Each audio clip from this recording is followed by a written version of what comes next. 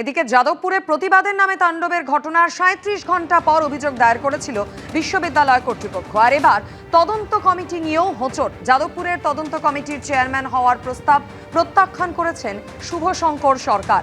নেতাজি সুভাষ মুক্ত বিশ্ববিদ্যালয়ের প্রাক্তন উপাচার্য তিনি। শুভশঙ্কর সরকার তিনি উপাচার্যকে ইমেল পাঠিয়ে নিজের সিদ্ধান্তের কথা জানিয়েছেন।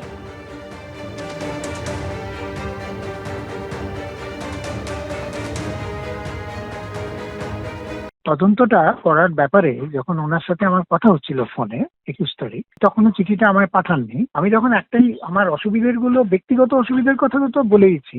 ধরনের তদন্ত কিন্তু হতে গেলে এটা নিয়ে ইন্টারাকশন হওয়া দরকার। মানে যারা ওখানে ছিল বা যারা তাদের দেখেছে এটা হচ্ছে, যাদবপুর ইউনিভার্সিটির ছাত্রই হোক, যাদবপুর ইউনিভার্সিটির নন টিচিং স্টাফ হোক বা সেখানকার অফিসার হোক, তিনি কি বলছেন সেটা সামনাসামনি শোনার প্রয়োজন আছে। So it is a long ড্রন process, যেটা আমার পক্ষে অ্যাটেন্ড করা সম্ভব না। আমি একজন রিটায়ার্ড পার্সন, আমার 70 বছর বয়স। আমি মাঝে মাঝেই আমাকে বাইরে যেতে হয়, কলকাতার বাইরে, কারণ আমার ছেলে ওখানে থাকে। আমি অনেক সময় এখানে থাকি না, বাইরে। ন্যাচারালি আমার তো এই অবস্থায় আমার পক্ষে এই পুরো ব্যাপারটা মানে শুনে তার ভিত্তিতে একটা জিস্ট বানিয়ে সেটা লিখে এদের সাথে বারবার বসা, এটা আমার পক্ষে সম্ভব না। এটা সম্পূর্ণ আমার ব্যক্তিগত কারণ, এর জন্য আর কোনো ব্যাপার নেই। এবং আমি এটাও জানিয়েছি যে I extend my heartfelt thanks and warm regards to you along with my best wishes for the successful completion of the committee work. যদি আমি তো এটা চাই যে এটা ভালো করে একটা সাকসেসফুল কমপ্লিশন হোক, কিন্তু আমি এটা পার্টিসিপেট করতে পারছি না because of my inability. That is the main issue. আপনারা শুনলেন শুভশঙ্কর সরকার, তিনি বলছেন ব্যক্তিগত কারণেই তার এই সিদ্ধান্ত।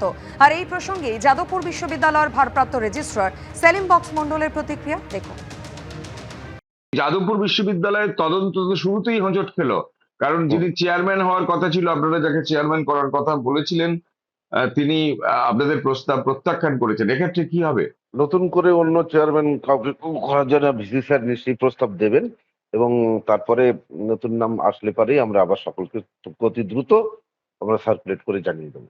আলটিমেটলি কাজটা আগামীকালই শুরু হতো। উনি এমনি বাইরে ছিলেন, দিল্লিতে যাবেন বলে জানিয়েছিলেন প্রাথমিক অবস্থাতে।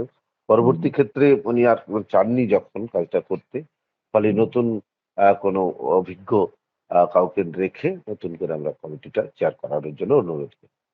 আপনারা কি চেয়ারম্যান শুধু নতুন খুঁজবেন, না কমিটিটা আবার নতুন করে পুনর্গঠন হবে? আপাতত এখনো পর্যন্ত যা সিদ্ধান্ত হয়ে আছে, চেয়ারম্যানটাই নতুন করে দেওয়ার কথা। উনি ছেড়ে দিলেন কেন চেয়ারম্যান? সেইটা উনি ব্যক্তিগত কারণের জন্যই বলেছেন যে উনি নানা কাজে বাইরে একটু ব্যস্ত আছেন, সেটা বলে ছেড়েছেন।